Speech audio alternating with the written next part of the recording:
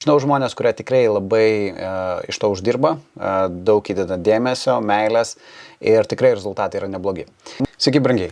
Tai šios dienos tema – Fitline produktai ir kaip sekėsi juos prekiauti. Fitline'as tai yra vokiečių įmonė, vadinasi PM International, tinklinio marketingo įmonė ir buvo noras pasižiūrėti, kaip žmonės ieško to produkto, kaip atranda.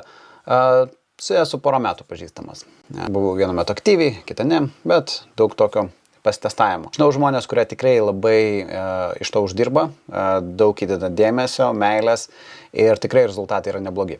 Mano buvo noras pagalvoti, ar galima padaryti, kad viskas vyktų labai pasyviai. Tai turiu sveikam kūnui, yra sudėti produktai. Statyta, kad pirmą kartą atėjus žmonės gauna 15% nuolaidą. Tomas dalykas, aš kaip menedžeris, atstovas gaunu 20% ir plus siuntimas 6 eurai, pas mane siuntimas 4 eurai. Nuoširdžiai, kai kurie produktai prasiduoda iki minus 2 eurų, jeigu gauna 15%.